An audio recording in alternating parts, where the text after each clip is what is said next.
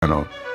En esta serie, R.C. Sproul ofrece una visión equilibrada del lugar que ocupa la ley en el Nuevo Pacto y lo ilustra mediante un análisis de cada uno de los 10 mandamientos.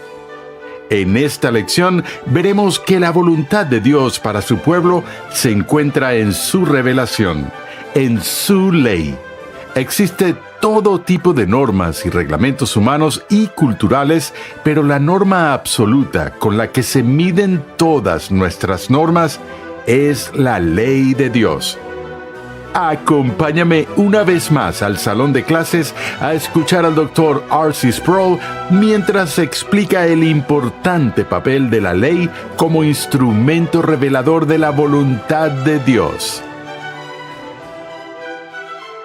Estamos estudiando los usos de la ley del Antiguo Testamento en la vida del cristiano del Nuevo Testamento.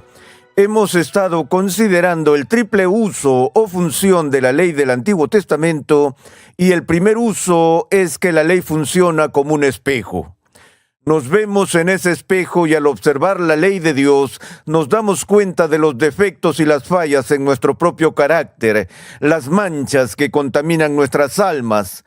Y en segundo lugar vimos que la ley funciona como un freno a nuestra maldad, para mantener algunas de nuestras pasiones bajo control, debido a la rienda que se coloca, por así decirlo, entre nuestros dientes. El tercer uso de la ley es quizás el más importante, y yo resumo el tercer uso de Calvino llamándolo el carácter revelador de la ley. Por supuesto, el primer uso implica el carácter revelador de la ley en la medida en que la ley nos revela el carácter de Dios. ¿Cómo es la justicia verdadera, la norma y estándar verdadero de comportamiento? Pero me refiero a otra dimensión de la revelación que nos llega por la ley de Dios. El salmista del Antiguo Testamento llamó a la ley la luz o lámpara para nuestros pies y para nuestros caminos, porque la ley arroja luz sobre lo que es agradable a Dios. Una pregunta con la que los cristianos lidian todo el tiempo es: «Oh Dios, ¿qué quieres que haga? ¿Cómo puedo servirte?». Nos sentimos presionados por todo tipo de normas y estándares subculturales cristianos que a veces tienen poco o nada que ver con la voluntad de Dios. Todos tenemos nuestras pequeñas reglas y normas que definen la experiencia cristiana. Lo esencial para el cristiano no es qué quiere mi iglesia que haga, o qué quiere mi grupo de comunión que haga, o mi compañero de rendición de cuentas que haga. ¿Qué es lo que Dios requiere de mí? ¿Qué es lo que estoy llamado a hacer para agradar a Dios? Podemos discutir sobre los asuntos técnicos de hasta qué punto, tanto por la ley como por pacto, nos encontramos bajo los estatutos del Israel del Antiguo Testamento. Pero un asunto es ciertamente claro en el Nuevo Pacto: que las personas que están en Cristo han sido redimidas, en primer lugar, de la maldición de la ley. Saben que no pueden ser redimidos contando con sus buenas obras o con su obediencia, sino que han sido redimidos para justicia, y que la meta de la vida cristiana es la justicia. ¿Y cómo sabemos dónde está la línea de meta? ¿Cómo sabemos cómo luce la justicia si ignoramos la revelación más clara y brillante de esa justicia, que se encuentra en la ley de Dios? ¿Por qué dice David: «Cuánto amo tu ley»? David fue descrito como un hombre conforme al corazón de Dios. Quería agradar a Dios. Su deleite estaba en la ley del Señor, porque su deleite estaba en el Señor, y quería aprender cómo complacer a Dios.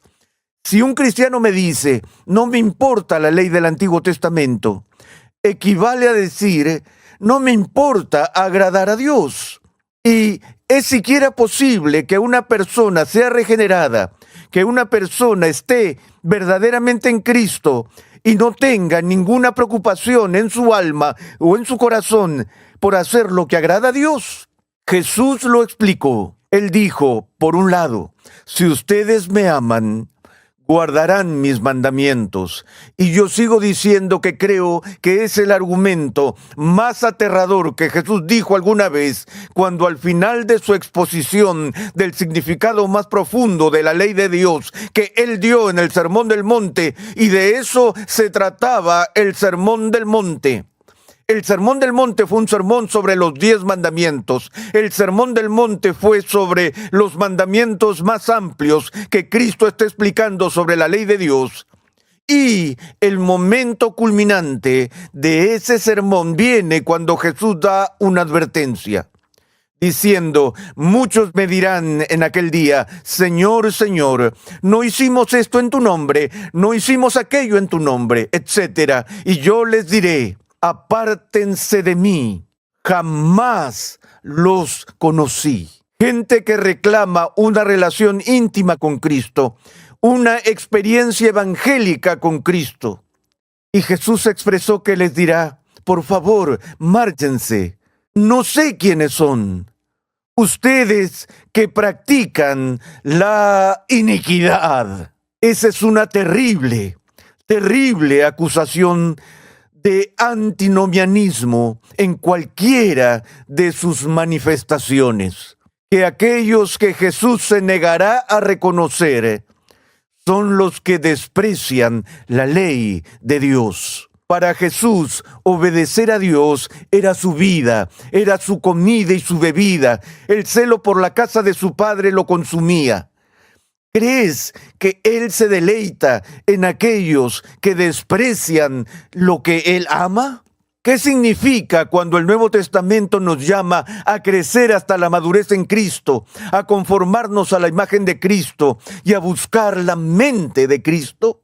Tener la mente de Cristo es pensar como Cristo, para poder actuar como Cristo. ¿Acaso no nos llama el Nuevo Testamento a la imitatio Christi, a la imitación de Cristo? Y la idea que Pablo expone es que debemos imitar a Cristo, como Cristo imitó al Padre. ¿Cómo lo hizo? Por su obediencia perfecta. Y debemos imitar el celo de Jesús por agradar al Padre. Si queremos saber lo que es agradable a Dios, ¿qué mejor lugar para buscar que en su ley? Porque la ley revela lo que Dios quiere que su pueblo haga. No se amerita un conocimiento especial para ello. Y si nos apresuramos a desechar la ley de Dios, ¿qué dice eso sobre la naturaleza de nuestro afecto íntimo por Cristo y por Dios? Una vez más, vuelvo a la exclamación del salmista. ¡Cuánto amo tu ley!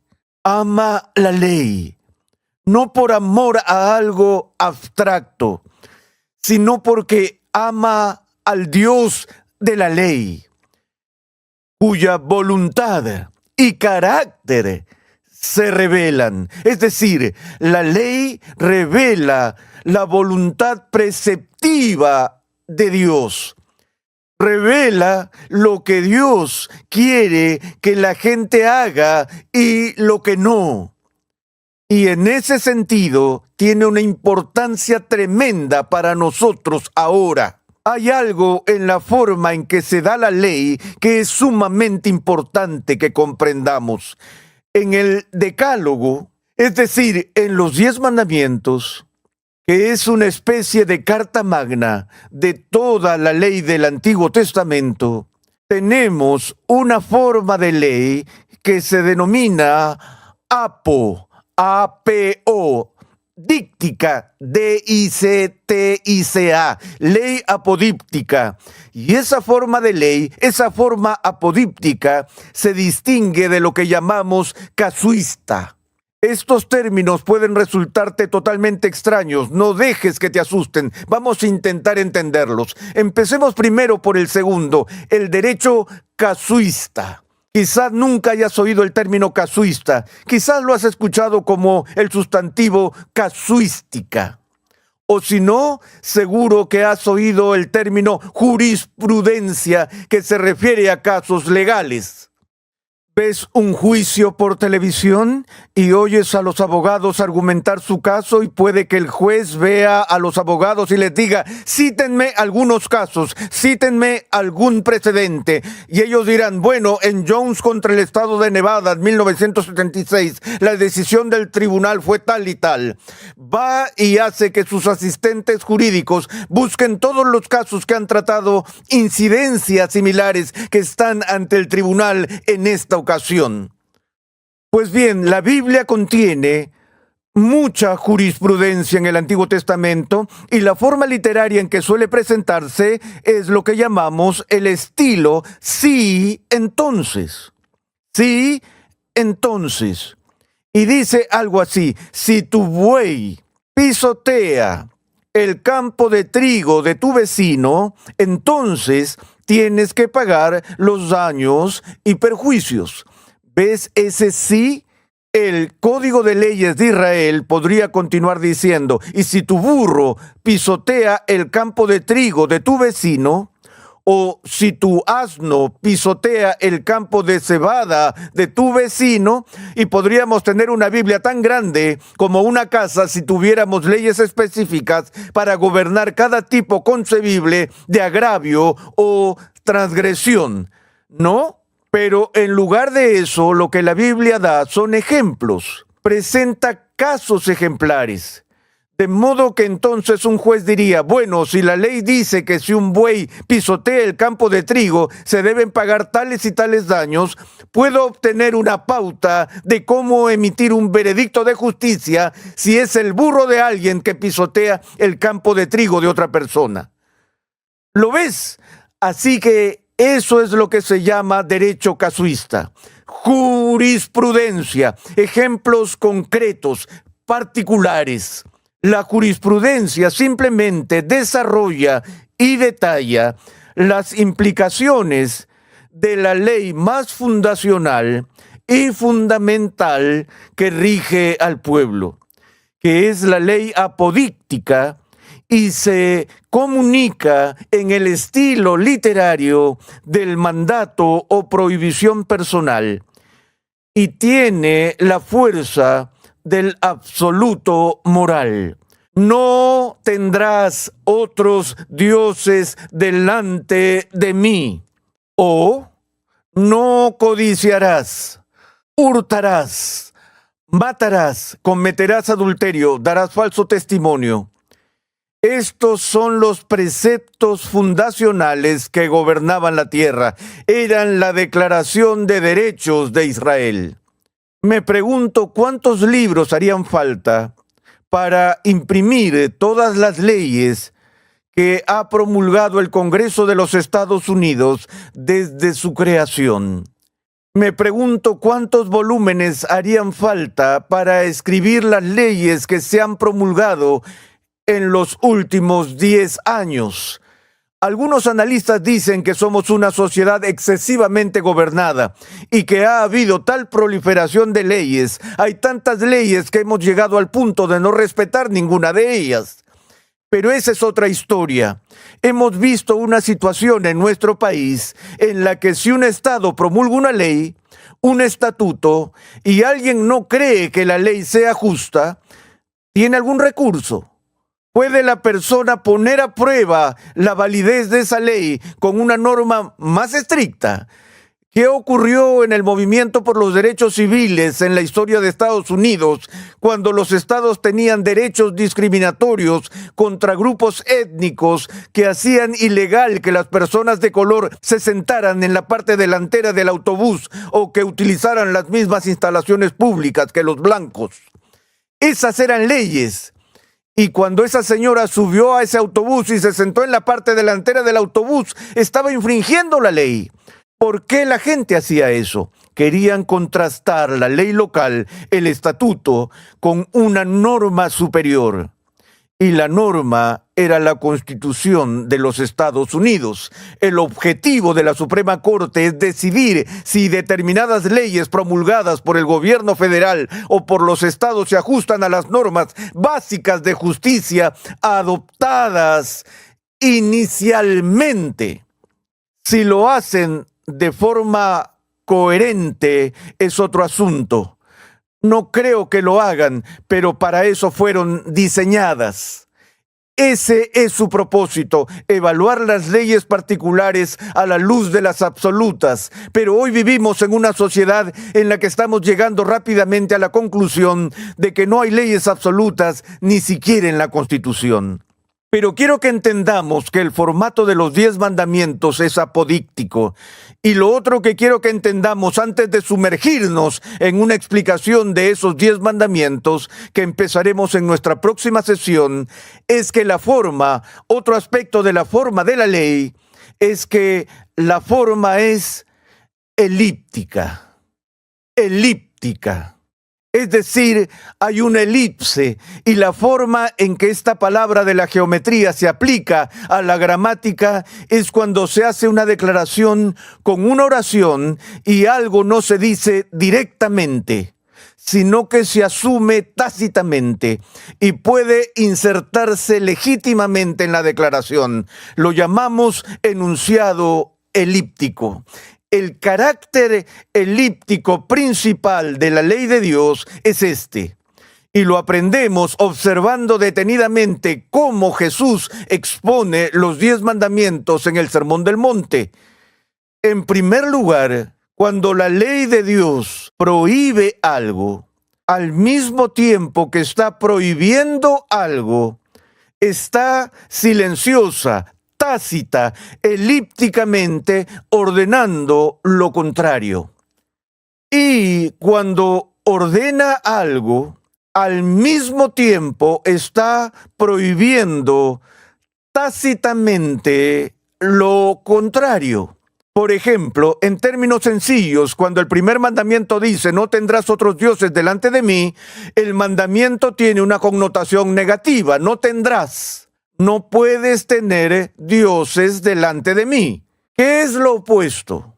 Lo opuesto sería tener dioses delante de él. Así que, obviamente, lo que se está expresando tácitamente aquí es que debemos dar toda nuestra devoción singular y consistentemente a Dios y solo a Dios.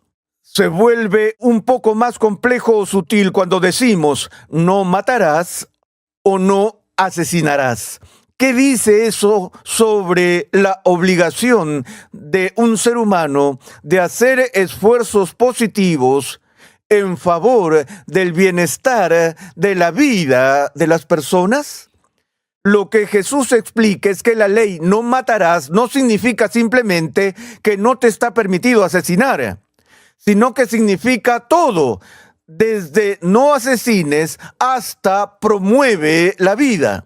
Muestra las implicaciones más amplias diciendo la prohibición contra el asesinato significa que no te está permitido enfadarte con tu hermano sin causa justificada.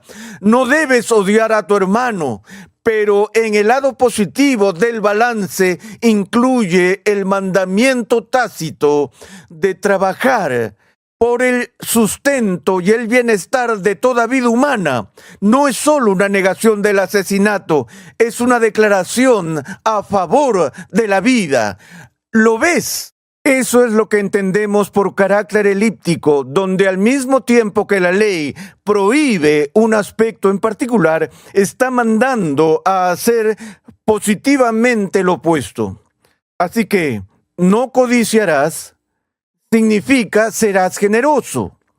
De la misma manera, si Dios hubiera dicho serás generoso, eso significaría no seas tacaño.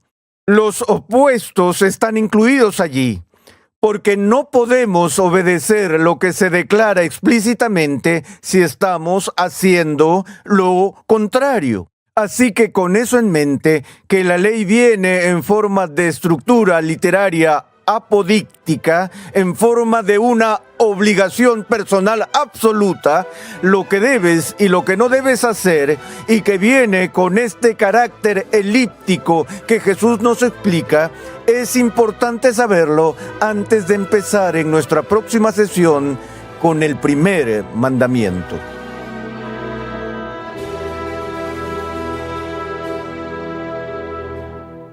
Si queremos saber qué es lo que agrada a Dios, no hay mejor lugar para buscar que en su ley.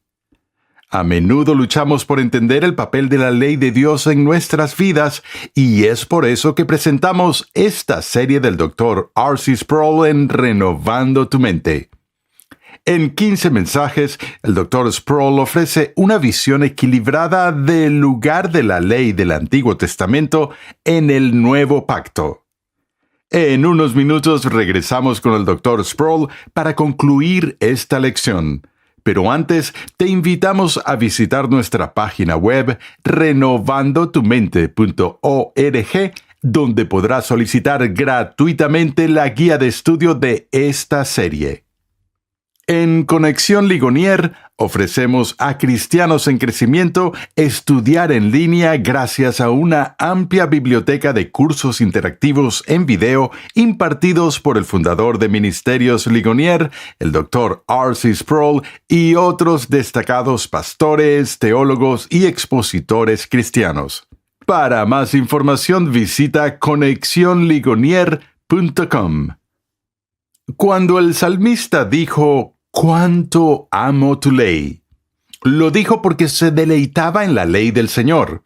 Y se deleitaba en la ley del Señor porque su deleite estaba en el Señor y quería aprender cómo agradar a Dios. Si un cristiano dice que no le importa la ley del Antiguo Testamento, eso es lo mismo que decir que no le importa agradar a Dios. Con esto en mente, aquí está el Dr. Sproul para concluir la lección de hoy. ¿Alguna vez has hecho la pregunta, ¿cuál es la voluntad de Dios para mi vida? No puedo imaginar a un cristiano siendo cristiano por mucho tiempo sin hacer esa pregunta. Creo que todos hemos sido perseguidos por esa pregunta en más de una ocasión, y como he dicho antes, esa es la pregunta que recibo de la gente más que cualquier otra pregunta individual. ¿Cómo puedo saber la voluntad de Dios para mi vida? Mi respuesta suele decepcionarles. No les indico que lean su horóscopo. No les indico que busquen una dirección mística, no les indico que pongan vellones. Digo, si de verdad quieres conocer la voluntad de Dios para tu vida, medita en la ley de Dios día y noche. Porque cuanto más entendemos los principios de Dios, cuanto más entendemos la revelación que nos ha dado, más clara será su voluntad para nuestras vidas. Me recuerda la historia del obispo de Australia, que tenía un joven párroco que trabajaba en la iglesia y un día entró y no se había afeitado.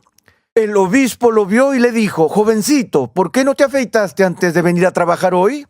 Él respondió, «Bueno, todas las mañanas me levanto y espero la guía del Espíritu. Si el Espíritu me guía a afeitarme, me afeito. Si el Espíritu no me guía a afeitarme, no me afeito. Y esta mañana el Espíritu no me guió a afeitarme».